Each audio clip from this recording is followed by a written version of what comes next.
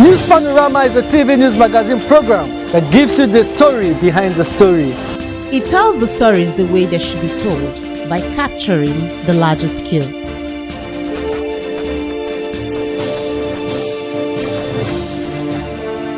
It deals with people's deep feelings on issues that, when brought to the fore, ultimately educates, informs, and entertains. News Panorama. Capture the larger scale. This week on News Panorama, we take a look at various impacts made by the Cross River State Governor, environmental beautification, ban on roadside sales in Cross River State, and more. Welcome and thanks for joining me on the program News Panorama. I am Josephine Efanga. News Panorama. Capture the larger scale. If you have just tuned in, you are watching News Panorama. The Cross River State government has assured the citizens that it will do everything humanly possible to stop communal war within the state. The Deputy Governor, Right Honorable Peter Ode, made this known when some members of the Cross River State and Ebonyi Youth Peace Development, led by Barrister Pascal Nwenyi, paid him a visit in his office. Nsa Ita brings details, the report. The state government has assured that it will do everything humanly possible to stop communal war in the state. The Deputy Governor, Mr. Peter Ode, said this when some members of the Cross River Ebonyi Youth Peace Development, led by Mr. Pascal Nwenyi, paid him a visit in his office. Mr. Ode lauded the movement which has brought peace and harmony among the people of Yala, Obubra, and Abi local government areas in Cross River State and the people of Izi, Ikwo, and Abakiliki in Ebonyi State, maintaining that this is a gateway to cementing relationship which can lead to development in the areas. Mr. Ode lauded the peaceful coexistence of the people for over 5 years and noted that success in life can only be achieved in a calm, serene environment devoid of war and rancor. He noted that people who engage in dialogue will always suppress crisis, noting that it is the best way to stop communal war. It's about time we ask you to give us an idea of how you're able to establish these organizations, so that we advise them to do the same thing in this area. It will help in resolving conflict. We should try to mitigate these things any way possible so that before it does escalate. And we know it's during the farming season that this crisis begins to occur.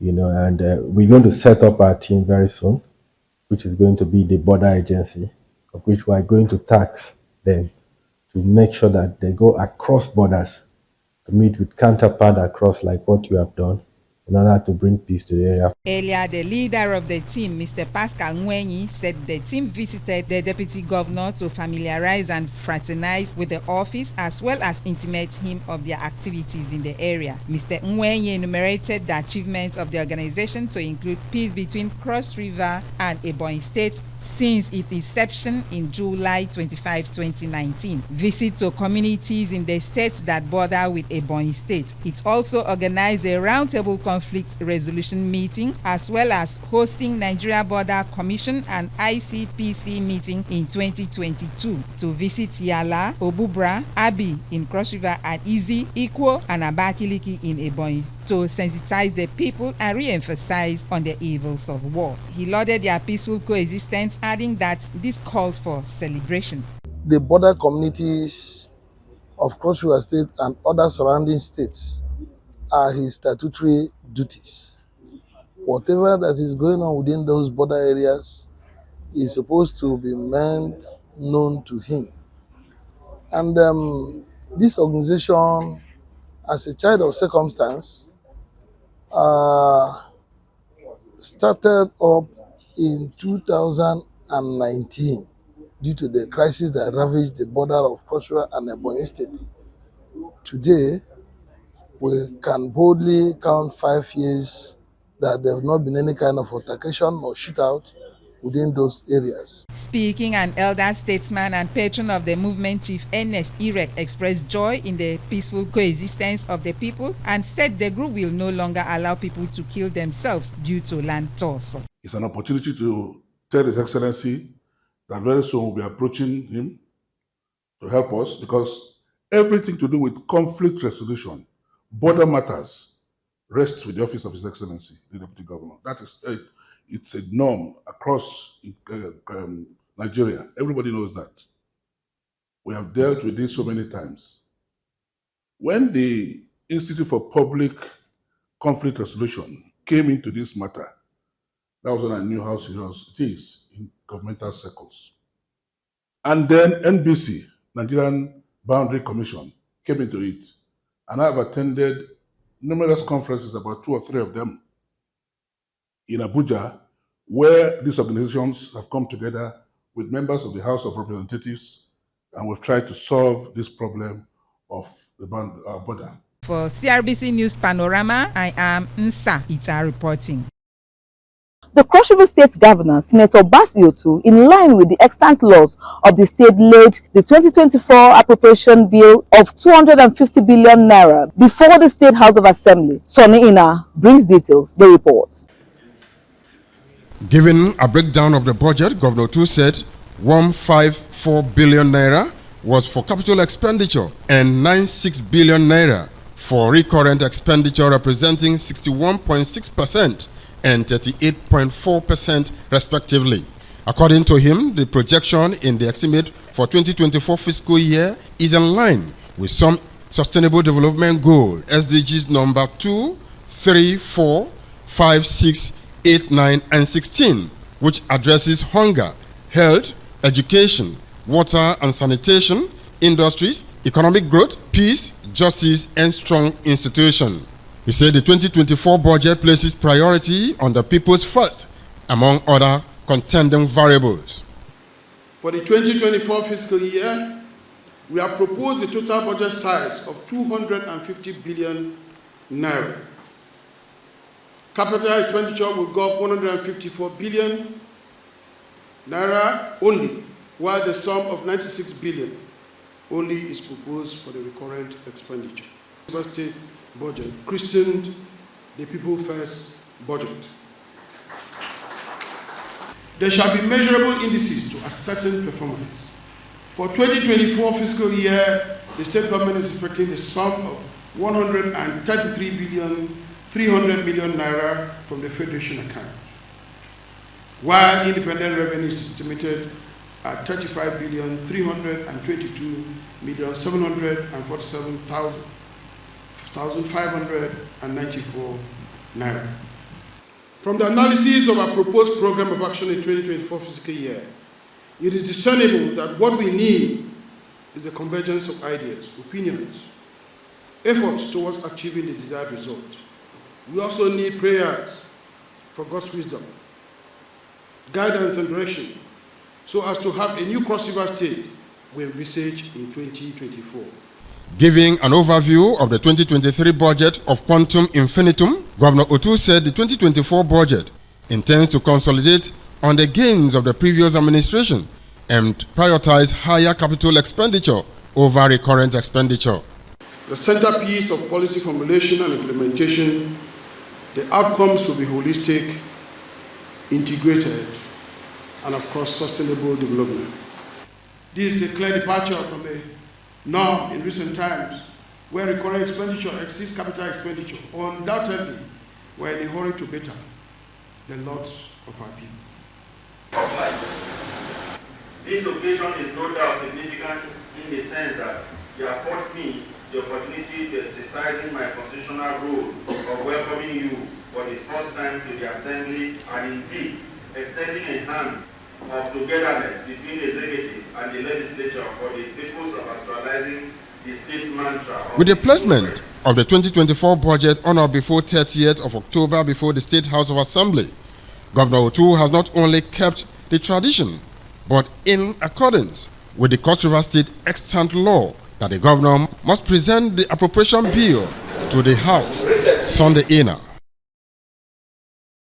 As part of giving back to the society, the wife of the Cross River State Governor, Mrs. Ayowan Otu, has distributed back-to-school educational materials to pupils of public primary schools across the state. The report. As part of her humanitarian services, the wife of the state governor, Mrs. Eyonwanotu, has continued the statewide distribution of back-to-school educational materials to pupils of public primary schools in the state. The distribution is taking place across the 18 local government areas of the state. Mrs. Otu said education is the backbone and foundation of every nation, without which nothing works. The governor's wife at the St. Matthew's Primary School, Imaje Yala local government area, continued with the Humanity Without Borders initiative of emphasizing the importance of basic education, noting that the Back to School project is to encourage the pupils to be better and to give them a firm and basic educational foundation to properly empower them. She charged teachers to inculcate in the children the right values to avoid vices, expressing optimism that the state government, through the Ministry of Education, will provide them with the necessary infrastructure to efficiently deliver their jobs. But we all know that the greatness of every child, Cross River State and Nigeria, lies and depends on the foundation given to a child, and of course, there's no other way than through education. I'll go back home, I'll interface with my commissioner, the Commissioner for Education, and whatever we can come up with will be related to you in due course. I flag this off, Back to School project in the name of God the Father, Amen, and of the Son, Amen, and of the Holy Spirit. Amen. This is for you, Angel. Yes. This is for you, darling. You were the one conducting, ma. You were the one. Congratulations. More brave. The Commissioner for Education, Senator Stephen Ode, commended the educational initiative of the governor's wife through her NGO, describing her as a mother with a listening ear. He also praised the readiness of the governor's wife to transform basic education in the state through her NGO, informing that the state government, through the Ministry of Education, will give the needed support to ensure quality education across the state. I am not surprised because the wife of the governor is a lover of education. On assumption of office, the first thing I noticed was a letter of invitation to her office to discuss the issue bordering education in Cross River State. And I said, this is a new dawn. We are here to witness one of the most powerful events so far in the history of this new administration. Her Excellency, thank you and welcome to Ugoja local government area. Describing the governor's wife as non-tribalistic and passionate about education, the special advisor to the governor's wife on administration, Dr. Comfort Oko, in an opening remark, commended Mrs. Otu for putting smiles on the faces of the pupils of Imaje community for setting the pace for other well-meaning Nigerians to follow. She noted that the Back to School project is not just a humanitarian deed, but a commitment to basic educational advancement. My fathers and mothers, this is one of the pillars of Her Excellency's dream, to touch lives and change destinies, to touch humanity. She understands what education means. She understands what lack of education can cause for a child. We have not just come with books. We have come not just with uniform, complete set of uniforms, shoes, socks, and uniforms. We have come with school bags. We have come with Bible. We have come with writing materials. We have come with the word of God. Don't forget that she's a reverend. The head teacher, St. Matthew's Primary School, Imaje, Mr. Innocent Ona, described the Back to School project as a timely intervention, noting that it has brought relief to the people of the community. These teachers work from Monday to Friday. You need to know what it means to take care of children from 2 to 5, 6 years. You come to the class, you see physics. You see, it's not easy. It's really not easy, but they do it with passion. We know you have come today. We know the story is going to change. For CRBC News Panorama, I am Josephine Efanga. The Cross River State government has ordered the ban of all roadside sales in Calabar metropolis, especially in the market areas. This development is to ensure free flow of vehicular and pedestrian movement in the area. The report. As part of the People's First Mandate, the state government has evacuated roadside traders within Wat Market area. This is to enhance free flow of vehicular and pedestrian movement in the area. The government did not just clear the sellers from the road, but also repaired all bad portions of the road which for over a year have posed danger to the public. Mr. Kwai is a special advisor to the governor on special duties. He throws more light on the essence of evacuating traders from the road. We are here as a team to enforce the directive of His Excellency to clear illegal traders on the pedestrian along the wide market area in Calabar. There have been adequate notices. There have also been several meetings with the leadership of the market managers to inform the traders on the need to vacate the pedestrian. This is to allow free traffic flow. This is also to allow the cleanliness of the town to be maintained. Mr. Kaba says window period was given to traders at Wat Market, and those operating along Goldie and Etimedem streets have 2 weeks left on their window period. The people on this lane, the Atakpa to Wat Market, before we even began construction, you could see that there's a new asphalted area and the culverts are also new. That took us about 3 weeks to construct. Before we even began construction, they were notified. So this is beyond 3 weeks for those on this lane. In a month's time, we believe that the area will be completely cleared. The Commissioner for Works and Infrastructure, Mr. Pius Edet, said the repair of the road was in line with the Governor's People First mantra in giving a new look and face of Cross River State. He said the entire state and not just Calabar Metropolis, including Ndok and Ukpe in Ogoja local government area, is beginning to wear a new look. It is in view of His Excellency the Governor's People First mantra in giving a new look, a new face of Cross River State, and for the benefit of the people. We have fixed a lot of things. We have done the drainage. We have removed the blockage all over the water. All the debris that were around there were all removed, and they will put a new slab, on that section of the process. And today we are here fixing an asphalting the deformed areas. And that is why you are seeing the place wearing a new look. The traders appreciated the state government for the road repair, but pleaded that their welfare be considered by the government, as they cannot afford shops inside the markets. I feel happy. I feel good because the road is very nice to go on. It was so bad, so dirty. But now everything is very clean, nice. We really appreciate the government because we know that this is Scotland government. Is coming for us, and what we pray for the Scotland government, because the Scotland people are the nice people that keep the good culture. This is interesting because for a very long time we've not seen such, and this is what we expect from the government. And I pray for more grace for our governor, Prince Otu, that he's somebody that he promises and you see him accomplish his promises. So this is what we expect from them. I am grateful for that. In the area of beautification, Mr. Kwai said flowers will be planted at strategic places, and as such, all road traders from Odupani Junction, being the gateway to the state capital, down to other areas, must vacate the road. His Excellency is not just limiting this to the wide market area.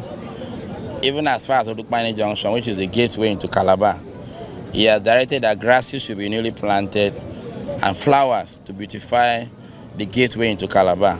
The special advisor said, as part of Governor Otu's People's First agenda, the governor will be giving grants to traders who cannot afford to pay for shops. The governor, in his blueprint, had made provision to support small-scale business owners with a soft grant that could enable them to start up their own businesses.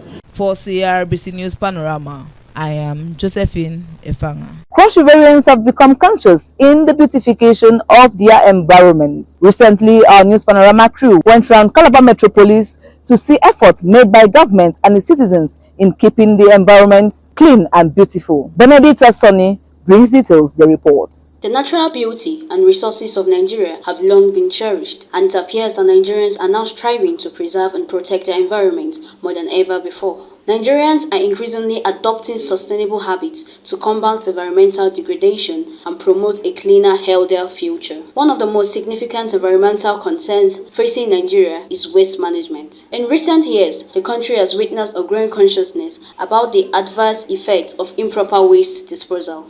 Many Nigerians are now actively seeking alternatives to traditional waste disposal methods such as dumping or burning. Through various initiatives, citizens are encouraged to separate their waste into recyclables and non-recyclables. Recycling centers and waste management companies are emerging nationwide, creating a circular economy that reduces the environmental impact of waste and promotes a more sustainable lifestyle. Mr. Jeremiah Joseph and Mr. Stephen Benedict both spoke about recycling waste products and providing enough waste bins to prevent people from choking the gutters with dirt. I feel why people throw waste bin inside gutter is because of their laziness and the environment whereby they find themselves, and they feel that this is an avenue for them to just waste things, and most of these things causes floods, erosion, and causes damages to people's environment, to the compound, and to the ecosystem as a whole. Most of them feel very lazy, and based on the fact that they feel going to where the waste bin is should I say, very far from them, so most times they want to take the advantage of using the nearest sewage around them, nearest water around them, to put it inside and that. Moreover, the rise of community-led initiatives has further highlighted Nigerians' commitment to environmental conservation. These initiatives emphasize the importance of clean neighborhoods, organizing clean-up drives involving locals, schools, and other institutions. Aware of the detrimental effects of indiscriminate dumping, Nigerians take pride in their surroundings and actively work towards maintaining a cleaner environment. Furthermore, the government has been proactive in promoting sustainability and environmental stewardship. Initiatives like the Clean Nigerian campaign and the Tree Planting Day aim to create environmental awareness and encourage citizens to actively participate in tree planting drives. These efforts have helped in offsetting deforestation and protecting the country's diverse flora and fauna. However, challenges remain, one of which is the inadequate waste management infrastructure in several areas. While progress has been made, the lack of adequate waste disposal facilities remains a significant concern, leading to pockets of pollution in some regions. The government, in collaboration with international organizations and local bodies, continue to work towards developing robust waste management systems. Despite these challenges, the environmental habits of Nigerians are evolving positively. The growing awareness and commitment towards sustainable practices highlight a collective desire to secure a greener future for generations to come. With continued efforts from the government, citizens, and other relevant stakeholders, Nigeria is well on its way to reducing its environmental challenges and becoming a role model for other nations in the region. Nigerians are demonstrating a commendable commitment to protecting the environment. From waste management to renewable energy adoption and community-led initiatives, citizens are actively contributing to a cleaner, healthier future. While challenges persist, the nation remains determined to achieve sustainable environmental practices, ensuring the preservation of Nigeria's natural beauty for generations. Why do people dispose waste bin in the gutters?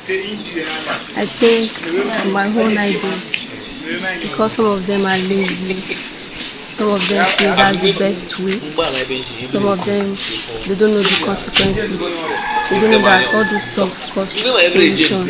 What can be done to prevent this? I think the government should set rules that's like fine or should ban it. If you waste your waste bin on the gutter, you pay fine like 10,000 naira. I think that will be okay to prevent this stuff.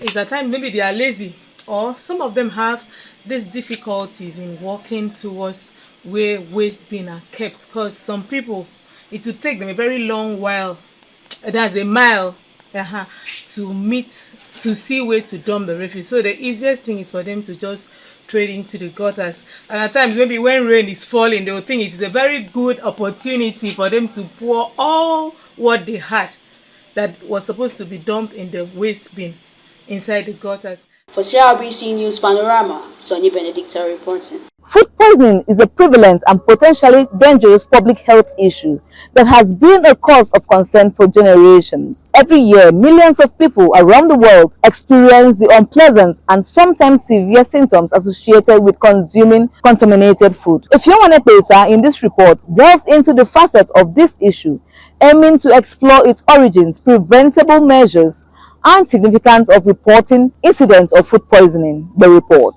Food poisoning is a common and potentially serious health issue that occurs when people consume contaminated food or beverages. It can result from various causes including bacteria, viruses, parasites, or chemical contaminants. Every year, millions of people around the world experience the unpleasant and sometimes severe symptoms associated with consuming contaminated food. Understanding food poisoning is not only essential for personal well-being, but also for the broader goal of safeguarding public health, as it is a prevalent health issue in our society. Symptoms of food poisoning typically include nausea, vomiting, diarrhea, abdominal pain, and fever. These symptoms can appear within hours or days after consuming contaminated food. In severe cases, food poisoning can lead to dehydration or even death. Some respondents around Calabar Metropolis said food poisoning can be caused by a variety of things, ranging from recklessness, lack of proper hygiene while preparing food, eating contaminated food, eating unwashed food, and much more. When I hear the word food poisoning, what comes to my mind is contaminated food. A food that was once good, and then all of a sudden, due to one reason or the other, has been contaminated or is safe or is far from being safe for consumption. Okay, in the local level, first of all, preserving your food very well, covering it if it remains, covering it before cooking, covering it after cooking. Also preserving the raw materials from insects or animals such as rats and cockroaches, etc. Food poisoning is caused by contaminated food, like leftover dishes and all that. It's very wrong where you have a food uncovered or not properly covered, and then going back to eat it. You don't know what has actually touched the food already, and by eating it, you're already contaminating a disease via the already leftover food, which is not well preserved. So it is advisable when you want to keep your food, you store it in a very cool place. You can just put it aside, take away, and then keep it inside your freezer.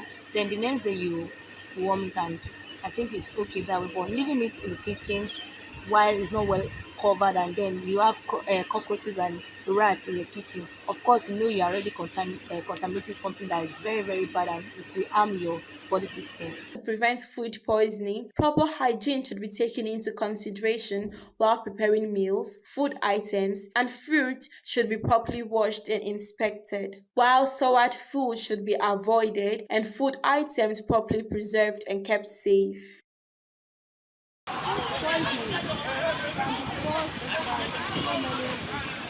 Can be caused by ingredients themselves.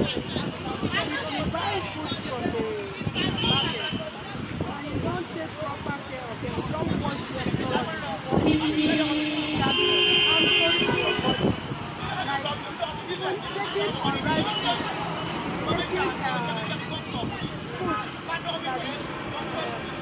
that has overstayed, that is rotten fruit, spoiled fruit, even food stuff that have stayed for some days that are not properly preserved.